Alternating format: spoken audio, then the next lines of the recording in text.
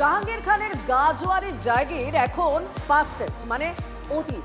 এখন আর কেউ ভোট দিতে আটকাতে পারবে না, নিজের ভোট নিজেই দেওয়া যাবে।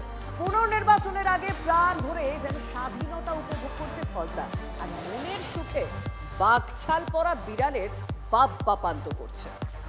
আমরা চাই গ্রেপ্তার হোক, শাস্তি হোক, আমাদের ঘর ভেঙেছে। জবরদস্তি এই যে আমফানের টাকা, কোথায় ঘর ঢুকেছে তার টাকা। পলাতক পুষ্পা, ভোটের ময়দানের মতো বাড়ি থেকেও কি পালিয়ে গেল জাহাঙ্গীর? পাড়ায় দেখতে পেলে ঠ্যাংখোড়া করে দেওয়ার কার্যত শাসানি দিয়ে রেখেছে প্রতিবেশীরা, যাদের উপর এত দিন পর্যন্ত অত্যাচারের স্টিম রোলার চালিয়েছে জাহাঙ্গীরের বাহিনী। কথা না শোনায় কারো বাড়ি ভাঙা হয়েছে, কারো দোকান আস্ত নেই, কেউ আবার কাছের লোককে হারিয়েছে। জাহাঙ্গীর খানের নেতৃত্বে ওর হারমাদ বাহিনী আমাদের গ্রামে যা অত্যাচার চালিয়েছে, তার জন্য আমরা শাস্তি চাই জাহাঙ্গীর খান। ভোটের এক সপ্তাহ আগে আমার উপর টর্চার হয়েছে। যদি বলো যে আপনি এতদিন চুপ করেছিলেন কেন, পরিস্থিতির চাপে চুপ করে থাকতে বাধ্য হয়েছিল। ফলতার বেলসিংহ এলাকায় পরপর একতলা দাঁত বেরিয়ে পড়া বাড়ি, অভাব স্পষ্ট। আর তারই মধ্যে যেন আচমকা প্যারাসুট নেমে আসার মতো 3 তলা অট্টালিকা। এটি অভিষেক বন্দ্যোপাধ্যায়ের সাগরেদের আস্তানা। সাগরেদ কবে স্ত্রী ঘরে যাবে তা নিয়ে বেলসিংহে কত আলোচনা। এবার জাহাঙ্গীরকে বুঝে নিতে বেলসিংহের বাসিন্দাদের গলায় যেন সিংহের গর্জন।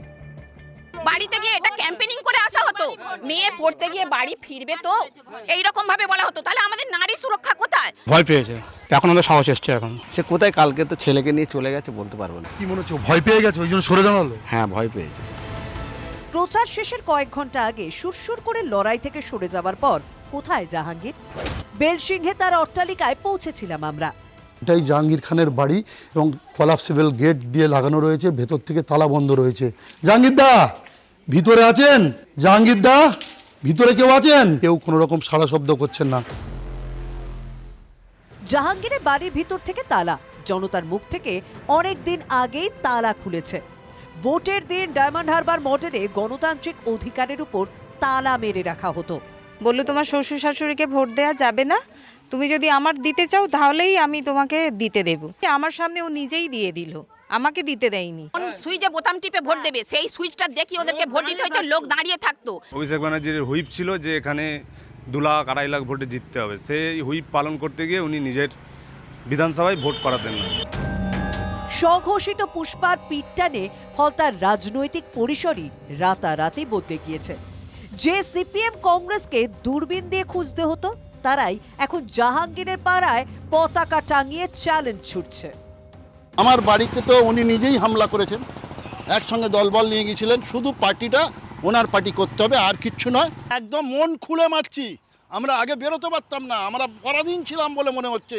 আমি ভেবেছিলাম রবীন্দ্রসঙ্গীত আর ডিজে একসঙ্গে শুনতে পাবো, একটা আশা ছিল।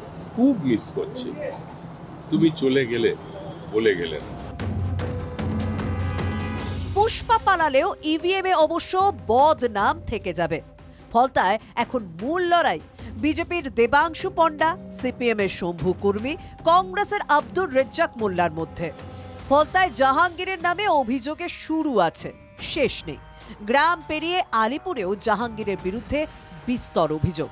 দক্ষিণ 24 পরগনা জেলা পরিষদের পূর্ত ও পরিবহন কর্মাধ্যক্ষ জাহাঙ্গীর, এবার তার নামেই দপ্তরের বাইরে পড়ল পোস্টার। জাহাঙ্গীর খান এবং তার পিএ যেভাবে কোটি কোটি টাকা আত্মসাৎ করেছে, সেটাও মূলত এভাবে পোস্টারের মাধ্যমে জাহাঙ্গীর খানের যে অফিস রয়েছে, তার যে ঘরের দরজা রয়েছে, সেখানে সাঁটিয়ে দেওয়া হয়েছে। একাধিক পোস্টার কিন্তু সাঁটিয়ে দেওয়া হয়েছে। কাটমানি, তোলাবাজি, ভোট লুট, ফলতার অভিধানে এইসব শব্দই চেপে বসেছিল অনেকদিন। বৃহস্পতিবার নতুন ভোরের অপেক্ষায় ফলতা। শুভেন্দু হালদার ও শান্ত ভট্টাচার্যের রিপোর্ট, TV9 বাংলা।